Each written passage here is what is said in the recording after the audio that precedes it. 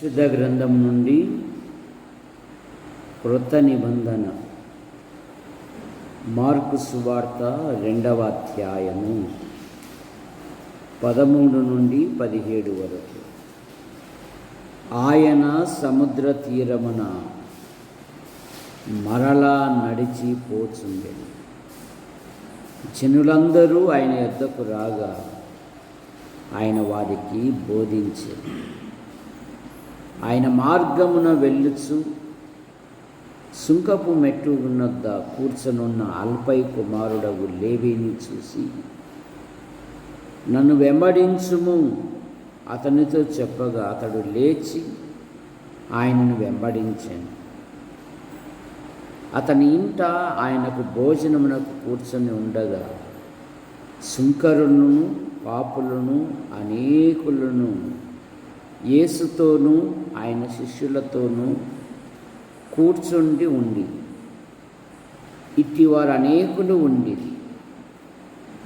వారు ఆయనను వెంబడించిన వారై పరిసయ్యులలోనూ శాస్త్రులు ఆయన సుంకరులతోనూ పాపులతోనూ భుజించుట చూసి,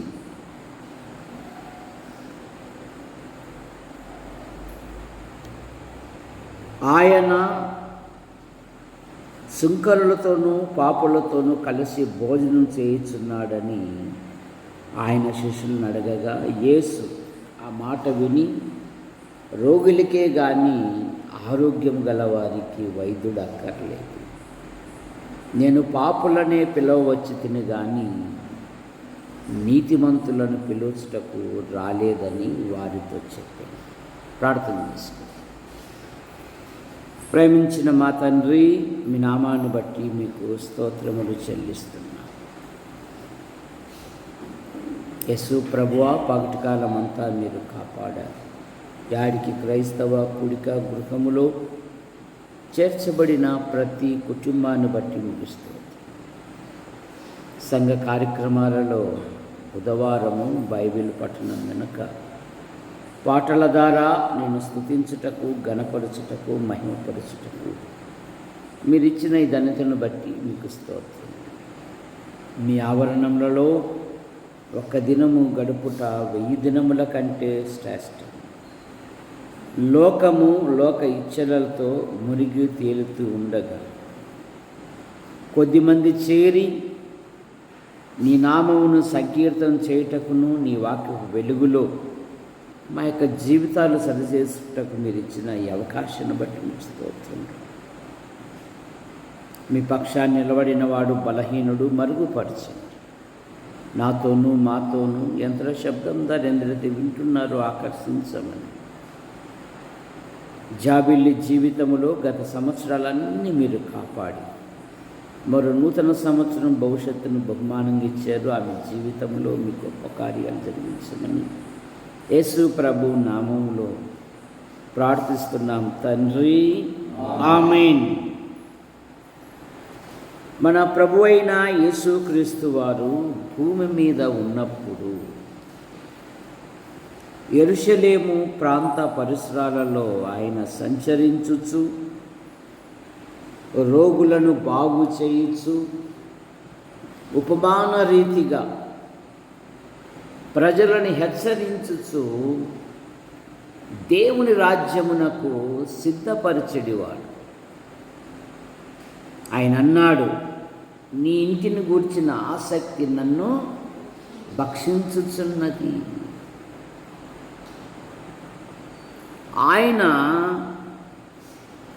తన శిష్య బృందమును ఏర్పాటు చేసుకున్నటకు 12 మంది శిష్యులు ఉన్నారు. అందులో మనము లేవిని గురించి ఈరోజు మనం ధ్యానం చేసుకుందాం. లేవి అనగా హత్తుకొనుట. లేవి జీవితంలో ఈనాటి విశ్వాసులకు అనేకమైన విషయాలు మనకు దొరుకుతాయి. విశ్వాసి జీవితములో ఎన్ని శ్రమలు వచ్చినా, ఎన్ని బాధలు వచ్చినా, ఎన్ని ఇరుకులు వచ్చినా, ఎన్ని ఆటంకాలు వచ్చినా ప్రభును స్థిర మనసుతో అత్తుకొని ఆయనను వెంబడించాలి. రూతు తీర్మానం కూడా అదే కదా. రూతు తీర్మానం ఏం తీర్మానము?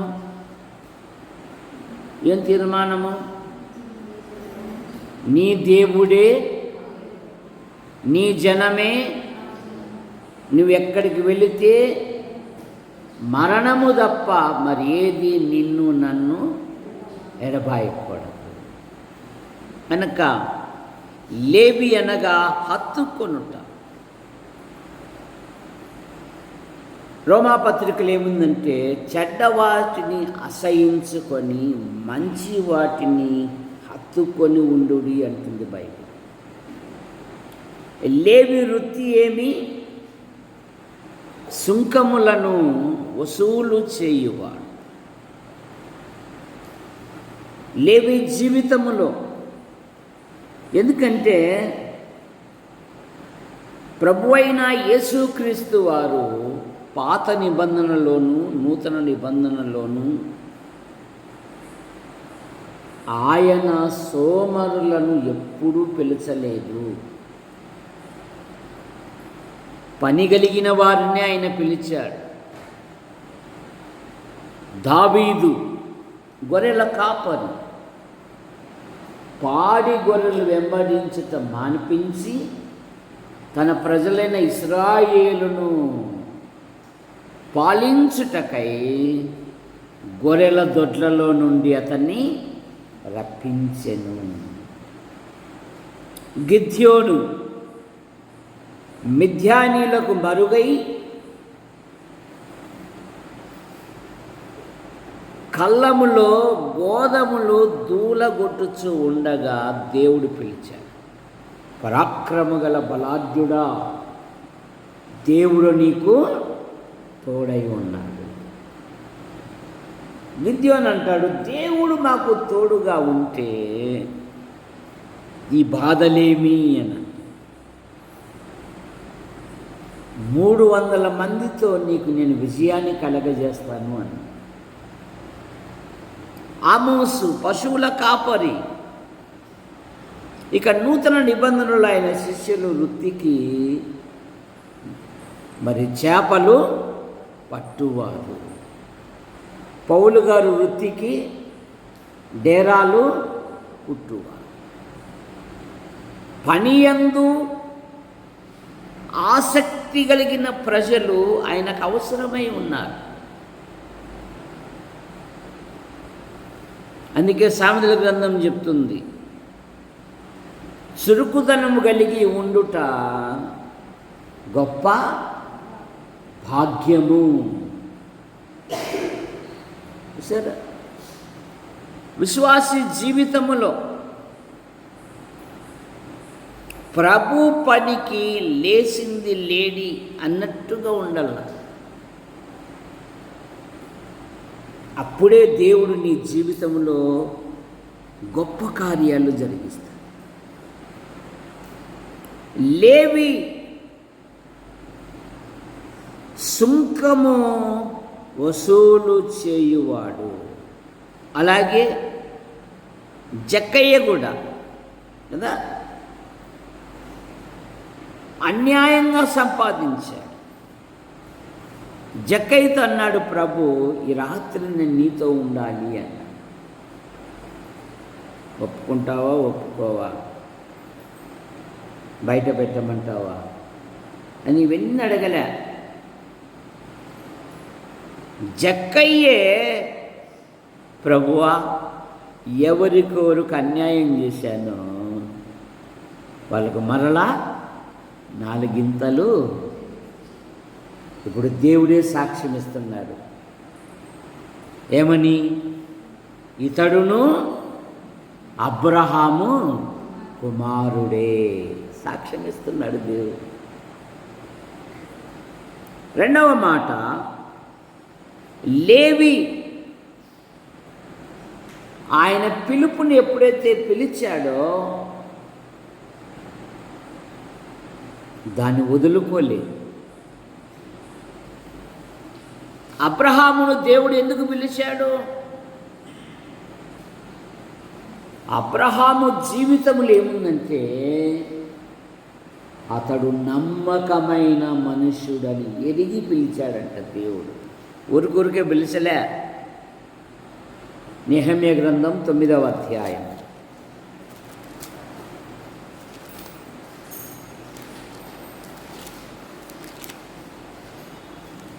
నెహెమ్యా గ్రంథం 9వ అధ్యాయం 8వ వచనం. అతడు నమ్మకమైన మనస్సు గలవాడని ఎరిగి కనానీయులు, హిత్తీయులు, అమోరీయులు, పెరిజీలు, యెబూసీయులు, గిర్గాసీలు అని వారి దేశము నుండి అతని సంతతికి వారికిచ్చున్నట్లు అతనితో నిబంధన చేసిన వాడవు నీవే. అతడు నమ్మకమైన మనస్సు గలవాడు. దేవునికి మానవునికి అగరత్తు వాళ్ళు ఒక అడ్వర్టైజ్ చేస్తుంటారు. దేవునికి మానవునికి అనుసంధానం, అంబికా అగరత్తులను వాడండి అని వ్యాపారస్తులు చూసారా. కానీ క్రైస్తవ్యములో దేవుడు మానవుడు లేదా మానవుడు దేవుని యొద్ద నివసించాలి అంటే ఆయన ఎవరు కోరుకుంటున్నాడంటే నమ్మకమైన వాళ్ళ కొరకు ఎదురు చూస్తూ ఉన్నాడు. 101వ కీర్తనలో ఆ మాట మనం చూస్తాం. నా యొద్ద నివసించున్నట్లు దేశములో నమ్మకస్తులైన వారి కొరకు నేను కనిపెట్టుచున్నాను. ఆయన నీ స్థాయిని చూడడు, నీ అందసందాలను చూడడు, నీ యొక్క మానవునికున్నది ఏది చూడడు. ఆయన నీ హృదయం చూస్తాడు. ఏలియాబుతో ఏమంటున్నాడంటే అతని ఎత్తును నువ్వు లక్ష్య, మనుషులు పైరూపమును లక్ష్య పెడుతురు కానీ దేవుడు హృదయమును లక్ష్య. నా యొద్ద నివసించున్నట్లు దేశములో నమ్మకస్తులైన వారి కొరకు నేను కనిపెట్టుచున్నాను. మోషే జీవితంలో మోషేకు 2 సాక్ష్యాలు ఉన్నాయి, ఇంకా అనేకమైన సాక్ష్యాలు ఉన్నాయిలే. మోషే భూమి మీద సాత్వికుడు, దేవుని ఇంటిలో నమ్మకమైన చూసారా. విశ్వాస జీవితంలో ప్రభు కొరకు నమ్మకంగా ఉండాలి. అపనమ్మకముతో జీవించకూడదు, ఇష్టం వచ్చినట్లుగా జీవించకూడదు. దానియేలు గురించి కూడా అదే కదా. దానియేలు ఏ తప్పైనను ఏ నేరమైనను దానియేలు నమ్మకస్తుడై ఉండి అనే మాట మనం చూస్తాం. పౌలు గారు కూడా అదే కదా. పూర్వము దూషకుడను, హింసకుడను, హానికరుడను, నేను కనకరించబడ్డాను. ఇంకొకటి, ఆయన నన్ను నమ్మకమైన వానిగా ఎంచినందుకు నేను నా ప్రభువైన యేసుక్రీస్తుకు నేను కృతజ్ఞుడను అంటాడు. ఏమంటాడు? ఆయన నన్ను నమ్మకమైన వానిగా ఎంచాడయ్యా నన్ను. కనుక లేవి దేవుని పిలుపును విన్నాడు. 14వ వచనంలో లేవి ఆయనను వెంబడించెను అనే మాట మనం చూస్తాం. ఏమంట? ఆయనను వెంబడించెను. విశ్వాస జీవితములో ఎబ్రీ పత్రిక 12వ అధ్యాయం 1-2 వచనాలలో విశ్వాసమునకు కర్తయు దాన్ని కొనసాగించువాడైన యేసుక్రీస్తు వైపు చూచుచు మన ఎదుట ఉంచబడిన పందెములో మన ఓపికతో ఆయనను వెంబడించాలి. ఒక యవనస్తునికి దేవుడు బంపర్ ఆఫర్ ఇచ్చాడు. వాడే వచ్చి ప్రభును ప్రశ్నిస్తున్నాడు, నిత్య జీవం పొందుటకు నేనేమి? ప్రేమగల దేవుడు అంటున్నాడు, నువ్వు మోషే ధర్మశాస్త్రం పాటిస్తున్నావా? ప్రభువా, నువ్వు 30 సంవత్సరాల సేవకు వచ్చావు, నేను బాల్యము నుండే ఇవన్నీ బడాయి కోరు. ఏం కోరు? చాలామంది బడాయి కోరు ఎక్కువ. ప్రేమగల దేవుడు ఏమని చూస్తామంటే, అతన్ని ప్రేమించి నీకొకటి కొదవగా ఉన్నది, నీ ధనము వదిలిపెట్టి నన్ను వెంబడించు అంటే ఏమని రాయబడింది? ఆ యవనస్తుడు మిగుల ఆస్తి గలవాడు గనుక వ్యసనపడుచు దుఃఖముతో వెళ్ళిపోయాడు. దేవుని పిలుపును పోగొట్టుకున్నాడండి. ఇది నెలలో చాలామంది దేవుడు పిలిచాడు, రక్షణ పొందారు, బాప్తిసం పొందారు, చెడిపోయారు, సరిదిద్దుకోవడానికి కూడా ఇష్టపడడం లేదు. పైగా ఇది ఇట్లుండకూడదే, అది అట్లుండకూడదే, దిద్దుకుండేకి లేదు వీళ్ళకి మనస్సు, కానీ ఏలు చూపే స్వభావం. అలాగైతే నష్టపోతాం మనం. అందుకని ఎబ్రీ పత్రిక 3వ అధ్యాయం 1వ వచనములో మీరు పిలువబడిన పిలుపుకు జాగ్రత్తగా చూసుకోండి అంటున్నాడు. ఇందువలన పరలోక సంబంధమైన పిలుపులో పాలు పొందిన సహోదరుల యవనస్తుడు దేవుని పిలుపు తృణీకరించి, సామెతల గ్రంథంలో ధనమే ధనవంతునికి ఒక గొప్ప ప్రాకారము అంట. చూసారా? దాన్ని ప్రేమించువాడు మరేదీ చేయలేడు. నాకు తెలిసిన ఒకడు ఉన్నాడు, వాడు అనేక సందర్భాలలో పడిపోయాడు, వాడిని లేవనెత్తా, బైబిల్ గ్రంథం చేతబట్టి ఇచ్చా, సేవకని వెళ్ళాడు, మళ్ళీ రిటర్న్ వచ్చి ఇంటికాడ కూర్చున్నాడు.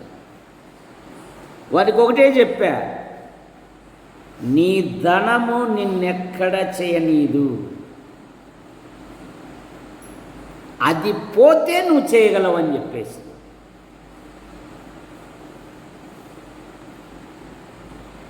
న్యాయాధిపతుల గ్రంథంలో ఒకటి ఇంటి పైన చిన్న గుడి కట్టించుకున్నాడు. చూసారా? దానికి ఒక యవనస్తుడు వెళ్ళాడు, నా ఇష్టం, నేను ఎక్కడైనా వెళ్తా, నాకు జీతం దొరికితే చాలు. వాడు పెట్టుకున్నాడు, దీవించబడ్డాడు. వీనికంటే ఇంకా ఎక్కువ బలమైన వారు వచ్చే వాళ్ళు ఇంకా కానుకలు చూపారు, ఇంకా నీకు ఎక్కువ ఇస్తామంటే వీని వదిలిపెట్టి వాని వైపు వెళ్ళిపోయారు. ఎవరు వీళ్ళు? కడుపునకు దాసులు తప్ప దేవునికి దాసులు కాదు వీళ్ళు.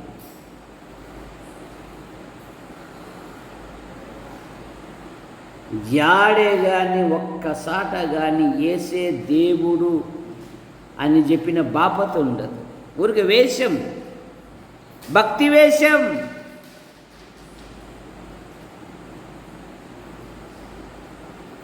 కానీ ఆంధ్రయ, లేవి, ఆయనను వెంబడించెను.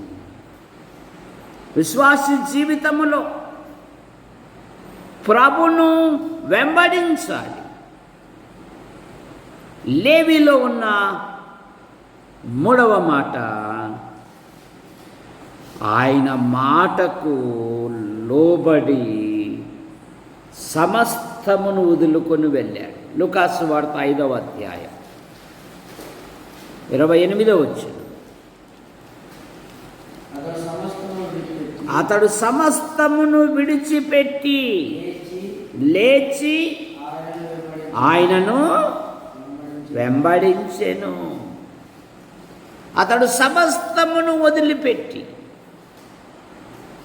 చూసారా, లేవినే ఎలీషాను దేవుడు ఏలియా వచ్చి దుప్పటి వేయగానే, ఎలీషా ఎవరు ఎలీషా ఏ పని చేసేవాడు? అవు రాజా, ఎలీషా ఏం పని చేసేవాడు? రాముగారు ఎలీషా కాదు, బైబిల్లోనే ఎలీషా. ఏం పని చేసేవాడు? గొప్ప రైతు, జమీందారు. 300 ఎకరాల పొలం కలిగినవాడు. ఎద్దులతో పొలాన్ని దున్నుతూ ఉన్నాడు. ఏలియా దుప్పటి వేయంగానే, ఇక మరలా నేను ఎప్పుడే కానీ కాడి పట్టకూడదు అని ఆ ఎద్దులను బలిగా చేశాడు. ఆ గుంటికలను కూడా కాల్చి ప్రేమ విందు ఏర్పాటు చేసి ఏలియాని వెంబడించాడు. సరే, అందుకని ఎలీషాకు ఏమని బిరుదంటే గురువు మించిన శిష్యుడు అంట. ఎలీషా గురువు మించిన, తన మాటలో, తన జీవితంలో ఎప్పుడు ఒక మాట ప్రయోగించేవాడు. ఏమా మాట? ఎవని సన్నిధిలో నేను నిలబడి ఉన్నాను, నాకేమొద్దు అన్నాడు. నయమాన్ ఆ యొక్క అనేకమైన కానుకల చూపాలకెళ్ళే శిష్యునికి నోరు ఊరుతా ఉంది. ముసలోనికి మనసే లేదు. మనం అడిగామా? ఆయనే తెచ్చాడుగా, తీసుకుండేకేమి? ఎలీషా ఏమంటున్నాడంటే, నేను ఎవరిని సన్నిధిలో జీవించుచున్నాను, ఆయన చూసుకుంటాడో. పాప, ఈ ముసలోనికి ఇష్టం లేకపోతే మనని పోయాడు మా వాడు. అయ్యా అయ్యా అయ్యా, ఏమబ్బాయి? అయ్యా, మా ముసలోని కథ తెలుసు కదయ్యా, నిలువ నీడ లేదు, 2 యాత్రికులు వచ్చే పట్టెడన్నం పెట్టే శక్తి లేదయ్యా ఆయనకు. అరే తీసుకొని అయినా దాచిపెట్టుకొని అడుగుతున్నాడు గురువు గారు, ఎక్కడికి వెళ్ళావురా అని. అబ్బే, పిల్లప్పుడు మావంతా బలహీనమైన ఇల్లు, కొంచెం రుచిగల పదార్థాలు చేసినప్పుడు ఏమనే వాళ్ళం అంటే, కలుపులు వేసుకుని తింటరా వేసేదా. అనుకోకుండా శ్వేత కజ్జికాయలు తింటా ఉంది. శ్వేత ఫ్రెండ్ వచ్చింది, కళావతి. అమ్మ ఏం చేస్తున్నావు? ఇది ఇప్పుడే వచ్చిందని లోపలికి. ఏం వచ్చినావు? అనుకోకుండా వచ్చినావే, ఏం చేస్తున్నావు? నేనేం చేయలేదే. అబద్ధం ఆడకుండా చెప్పు. ఆ సారలో కట్టే వచ్చినావు చూసారా. ఏలి గేహాజీ కూడా నేను ఎక్కడికి వెళ్ళలేదే, నా మనస్సు నీతో రాలేదా?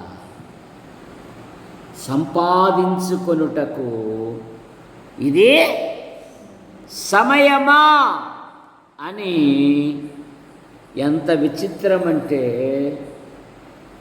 ఆరోగ్యం కలిగిన వాడు అనారోగ్యం తెచ్చుకున్నాడు, అనారోగ్యంతో ఉన్నవాడు ఆరోగ్యంతో వెళ్ళాడు.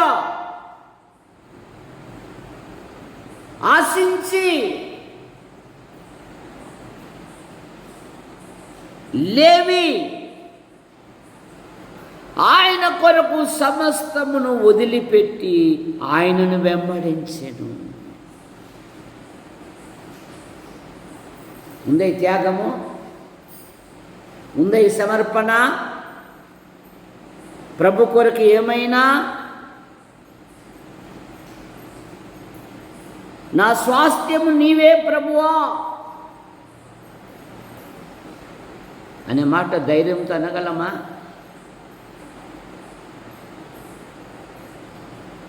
లోతు భార్యతో, లోతుతో చెప్పాడు, మీరు వెనక వైపు ఏమాత్రం నిలబడకుండా మీరు ముందుకు సాగిపోండి. లోతు భార్య లోకపు లోతుల్లో చిక్కుకొని పోయి ఏమైంది? ఏమైందమ్మా? కరెంటు స్తంభం, ఉప్పు స్తంభం ఏమైంది? వెనక తట్టు చూడగా నాగటి మీద చెయ్యి వేసి వెనక తట్టు తిరుగువాడెవడును నాకు పాత్రుడు కాడు అన్నాడు దేవుడు. విశ్వాసి జీవితములో ప్రభువైపు చూచుచు సాగాలే తప్ప వెనక వైపు చూడకు. ఇప్పుడు లేవి జీవితంలో పేరు మార్చబడింది. ఏం మార్చబడింది? ఏం పేరు? ఏం పేరమ్మా? ఏం పేరు? మత్తయి సువార్త 9:9.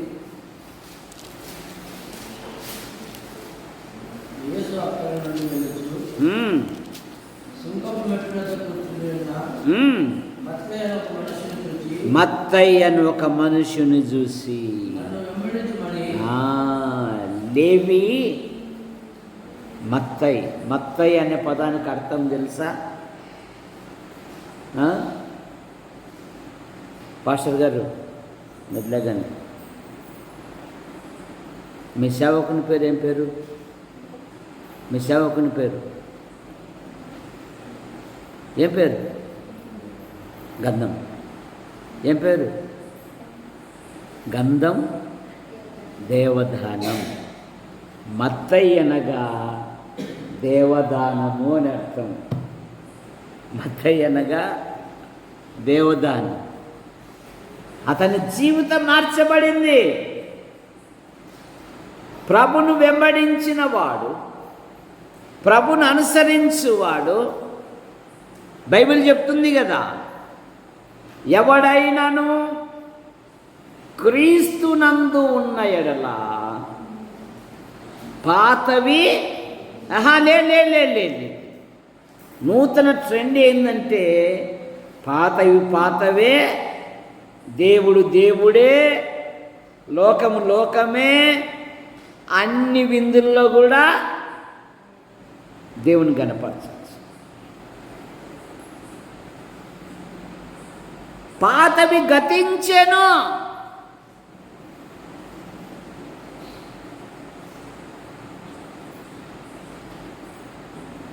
మీరు ఆదివారం ద్రాక్ష రసం తీసుకుంటున్నారు, నేను 1 ఔన్స్ బీరు తీసుకుంటున్నాను. అది ఎరుపే, ఇది ఎరుపే. చూసారా? అన్వయం చేసుకుంటున్నారో. బతుకు మారడం లేదు, భవిష్యత్తు మారడం లేదు, జీవితం మారడం లేదు. పాతవి గతించెను అంతే.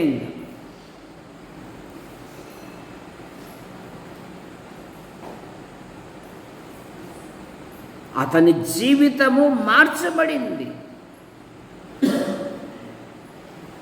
యాకోబుతో ఏమన్నాడు దేవుడు?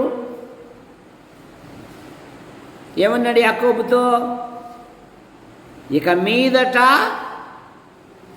యాకోబు అనబడదు, ఇశ్రాయేలు అనబడును. మోసగాని జీవితములో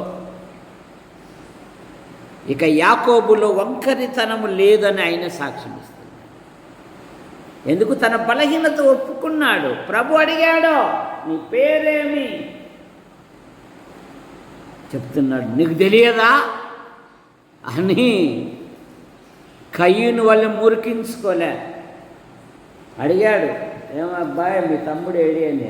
నేను కావాలవానా, మాకేం పని పాటలు ఉండవా? సరే, నా పేరు యాకోబు అన్నాడు.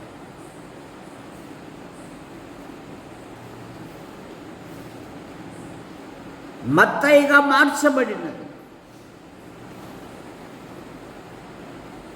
ప్రభు కొరకు గొప్ప విందు చేశాడండి. లూకాసు వార్త 5వ అధ్యాయం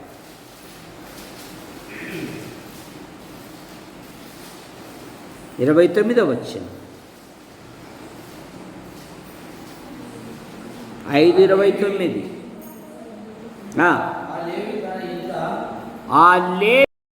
ఆ లేవి తన ఇంట గొప్ప విందు చేసాను. ఆడ ఎన్ని గ్రూపులు ఉన్నాయంట?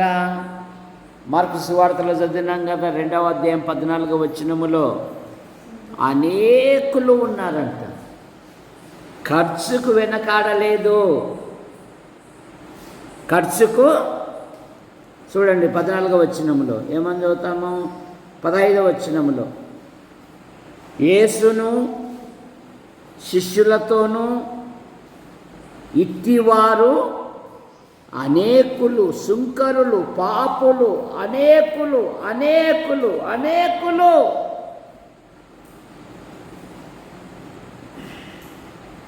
దేవుడు నోవా వెళ్ళిపోయాడు. నోవా, ఈ తరము వారిలో నీవే నా ఎదుట నీతిమంతుడివై ఉండుట నేను చూశాను. మహాప్రళయం రాబోతూ ఉన్నది. ఇన్ని మూరల ఎత్తు ఈ విధంగా ఓడని నిర్ణయించుకొని ఊరికట్ల ప్లాన్ గీసిచ్చి వెళ్ళిపోయాడు. మరలా ఎప్పుడు వచ్చాడు దేవుడు? మరలా ఎప్పుడు వచ్చాడు నోవాహు దగ్గరికి? తలుపు వేసుకునేకి వచ్చాడు. ఆ తాళం ఇవయ్యా అన్నాడు. తాళం వేసుకుని వెళ్ళిపోయాడు. మళ్ళీ ఎప్పుడు వచ్చాడు? నీళ్లు తగ్గినాక ఇక రండి, బయటికి రండి అంటున్నాడు. మరి ఎట్లా ఈ ఓడ కట్టాలంటే ప్రభు పనిలో ఖర్చు చెయ్యాలి. సరే, ఎవరు చెప్పారు నీ ఖర్చు చేయమని? పరలోకంలో ఏముంటుంది? 0 అకౌంట్ ఉంటుంది. ఖర్చు పెట్టుకుంటే ఎలాగా? చేతులు ముడుచుకోకూడదు. చాలామంది ముడుచుకుంటున్నారు. నేనేం సంపాదించాను, నేనేం పోతున్నాను. త్యాగం ఉండడం లేదు. కానీ లేవి గొప్ప విందు ఏర్పాటు చేశాడు. ప్రభు నా ఇంటికి వచ్చాడు, ప్రభు నా ఇంట్లో ఉన్నాడు. రండి, మీరందరూ రండి. మా అత్తగారు మైనంపాడుకు ఎప్పుడు పోయినా నేను, అమ్మా నల్లుడు వచ్చాడు, ప్రార్థన ఉంది, రండిమ్మా. దాదాపు ఒక 50 మంది పోగవుతారు. అంత సంపన్న కుటుంబం కూడా కాదు, కానీ అందులోనే చిత్రాన్నం 2 దేశాలు ఏర్పాటు చేసి అందరికీ పెట్టిస్తారు. ఇది నెలల ఖర్చుగా లేరు. ఖర్చు ప్రభు కొరకు. త్యాగము.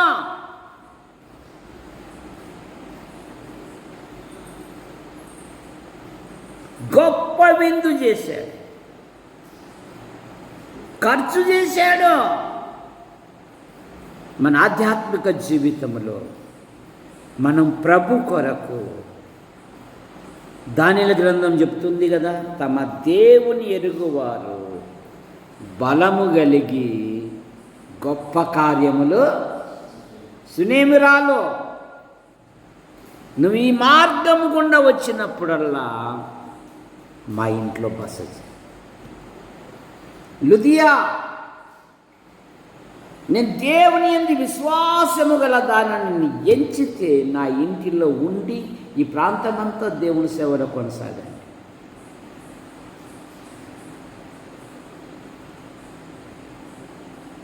బైబిల్ చెప్తుంది పేతురు పత్రికలో, ప్రజలు అక్రమం విస్తరించుట చేత అనేకుల ప్రేమ చల్లారి ప్రజలు స్వార్థపరులు అనే మాట మనం చూస్తాం.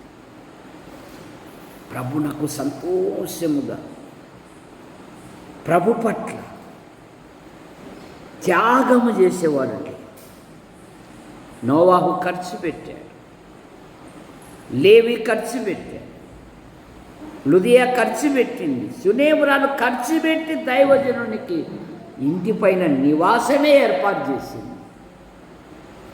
ఇది ప్రభు పట్ల, దేవుని పట్ల. యేసు ప్రభు అన్నాడు, పరలోకములో మీ ఆస్తిని సమకూర్చుకొని. ఇక్కడ చిమ్మెట, దొంగలు. 7వ మాట, దేవుని పట్ల కృతజ్ఞత కలిగిన వాడు. ఎవరి పట్ల? దేవుని పట్ల. కనుక లేవి అనగా హత్తుకొనుట. లేవి సుంకము వసూలు చేయువాడు. లేవి ఆయనను వెంబడించినవాడు. లేవి జీవితములో ఆయన మాట కొరకు, ఆయన పిలుపు కొరకు సమస్తమును వదులుకున్నవాడు. లేవి జీవితములో పేరు మార్చబడింది మత్తయిగా. ఆయనకు గొప్ప విందు చేశాడు లేవి. లేవి దేవుని కొరకు ఖర్చు పెట్టాడు. లేవి దేవుని పట్ల కృతజ్ఞత కలిగిన వాడు. సహోదరులారా, మనం ప్రార్థన చేసుకుందాం. ప్రేమించిన మా తండ్రి, మీ నామాన్ని బట్టి మీకు స్తోత్రములు చెల్లిస్తుంది. లేవి జీవితంలో ఉన్న కొన్ని పాఠాలు నేర్చుకున్నటకు మాకు అవకాశం ఇచ్చారు. నీరు కట్టి ఫలింపచేయండి. యూట్యూబ్ ద్వారా వీక్షిస్తున్న ప్రతి వారిని కూడా దీవించండి. మా యాడికి మండల ప్రజల కొరకై మేము ప్రార్థిస్తాం. మా మండలంలో ఉంటున్న ఆసుపత్రి, MRO, MDO, panchayat, police station, మా మండల నాయకులను, అధికారులను మీరు ఆశీర్వదించండి. మా తాడపత్రి నియోజకవర్గం నాయకులను, అధికారులను మీరు దీవించండి. మా తెలుగు రాష్ట్రాల ముఖ్యమంత్రులను, గవర్నర్లను మీరు దీవించండి. మా భారతదేశం కొరకే మేము ప్రార్థిస్తాం. మా దేశ ప్రధాని గారిని మీరు ఆశీర్వదించండి. రాష్ట్రపతి గారిని దీవించండి. దేశ సరిహద్దులను, సైనిక పటాలను దీవించండి. ఇంకా సమృద్ధి అయిన వర్షాలు దాయించి యేసు ప్రభువా, సంఘములో ప్రతివారు, ప్రభుత్వ శాఖల్లో, ప్రైవేటు సంస్థల్లో, అనుదిన ప్రయాణములో అయినా వారి యొక్క వృత్తులలో ఉన్నతమైన పదవులను దాయించి, జాబిల్లి జీవితములో గత సంవత్సరాలన్నీ మీరు కాపాడు. మరో నూతన సంవత్సరాన్ని, భవిష్యత్తును బహుమానంగా ఇచ్చారు మీకు స్తోత్రం. ఇది మొదలుకొని నేను మిమ్మల్ని ఆశీర్వదించుతున్నాను. మునుపటి కంటే అధికమైన మేలు కలగజేయదు, మీకు దీవెన కలగజేతును అనే మాటను బట్టి ముగిస్తాం.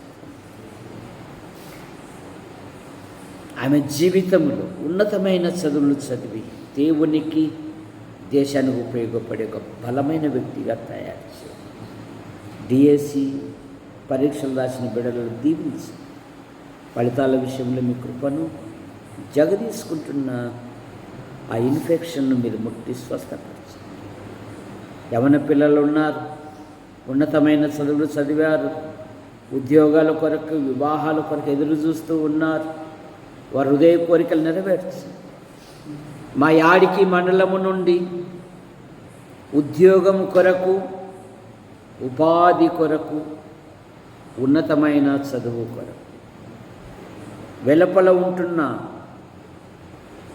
ప్రతి కుటుంబాన్ని, ప్రతి యవనస్తుని, ప్రతి యవనస్తురాలను మీరు రెక్కల కింద ఉంచుకొని కాపాడమని అడుగుతాం.